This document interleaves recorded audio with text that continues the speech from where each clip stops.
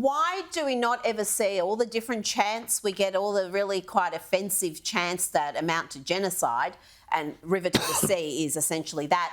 Why don't we ever hear any chants against Hamas? How about freeing Palestine and the Palestinian people from the evils of Hamas? From Iran. But we don't ever hear that. We don't hear anti-Iran or Iranian sentiment. We don't see protests outside the Iranian embassy or consulates having an issue with the country that's funding this terrorism. Well, because what we're seeing is, this complete upsurge in anti-Semitism. It's just shocking. 2 weeks after 1,400 Israelis were killed, anti-Semitism has shot through the roof around the world, which is just shocking. But here's the other thing, too. We had these big protests here in Sydney yesterday. And interestingly enough, the New South Wales police didn't have to tell the Palestinian protesters not to go out because they might be set upon by angry Israeli supporters, which I think tells you something. No one was arrested for carrying a Palestinian flag, I can tell you that, for their own safety, for not disturbing the peace. So we can see which group the police see as more volatile and likely to indulge in violence. But it's also utterly despicable that after the horrors, the inhuman depravity we saw 2 weeks ago, which still fills my mind with horror, and I'll be showing or talking about it a little bit later. But the reality is, to be protesting a political issue about Gaza is just obscene in the face of the depravity that we saw. And to use the tropes of From the River to the Sea and all the rest of it is disgusting, and people should be utterly ashamed of themselves. We will talk more about it in a second, but I want just to talk briefly about the politics of this, particularly the left. The left, in my opinion, no friends of the Jews, haven't been for decades. No. And we're seeing that being played out now. For example, did Albo stop in Israel? He could have. No, he didn't. But I want to focus on, for example, James, we saw Michael Coutts-Trotter, Tanya Plibersek's husband, putting out a tweet. He sent out a message to his staff. Tell us about this. And he said, how terrible it was, what happened in Israel with Hamas and everything like that. And then he backtracked and he pulled it back and he said, oh, no. We can't really.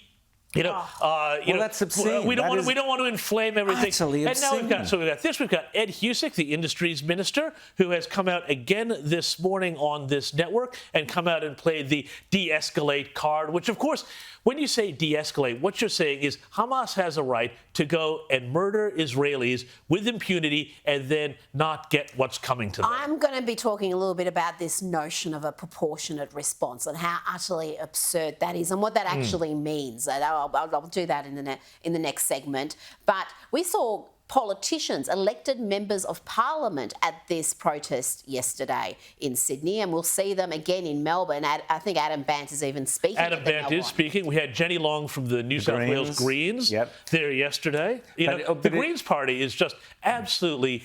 And I really do hope, you mentioned that the Jewish people are horrified by what they're seeing, the way that the violence against them is being minimised, rationalised, even defended in some instances.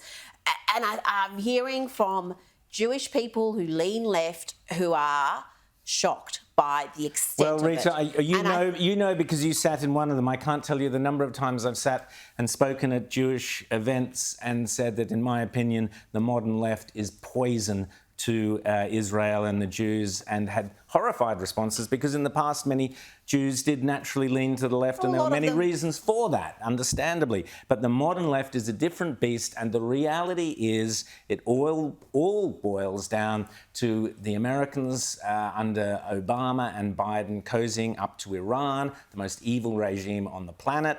And Iran, every rocket it sends up says death to Israel, death to America. They don't hide what their agenda is, and we are now seeing that being played out. Rowan, hide the agenda. I mean, I grew up in Iran. We were forced to chant death to America, death to Israel at primary school. When you start school during the assembly, this is part of the routine. The indoctrination starts at that age, and yet the Iranian people, this is one of the crazy things we're seeing. So we're seeing in Western nations that should be standing firmly with Israel, their people, their universities, places of learning, they're all anti-Israel. We've got these mass rallies happening in the West from Sydney to London to New York. But in Iran, there was actually footage that's gone online in a soccer stadium where they tried to have a minute's silence for the Palestinian cause. And they refused. And the Iranian people made more noise than they've ever made in a soccer stadium.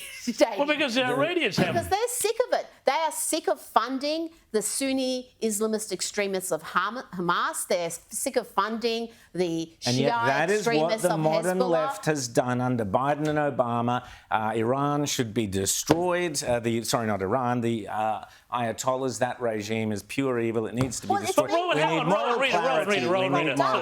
It's being propped up by Biden and Obama. Of course it's being propped up. So, this all started under the Obama administration. As you quite correctly said, the problem that Joe Biden has now, he's created this complete monster. At the same time, he has destroyed American energy independence. He's allowed Iran to sell billions and billions of dollars of oil on the world market. This means now Iran has the whip hand over the U.S. economy. And as for Iranians chanting death to America, well, I mean, how is that different than what we see in the curriculums of some schools in the U.S. and Australia these days? The only difference seems to be in Iran, it's the regime that's doing it, and the people are revolting against that. So it's shocking to me that people who have had this anti-American, anti-Israel indoctrination almost from birth, or at least for the last 40 years since the Islamic Revolution, they seem to be more sound and rational than our universities, both here in America, the UK. Seriously, the coalition's got a lot of work to do when it wins the next election, which it must do, because the Albanese government is a joke. It's a disaster.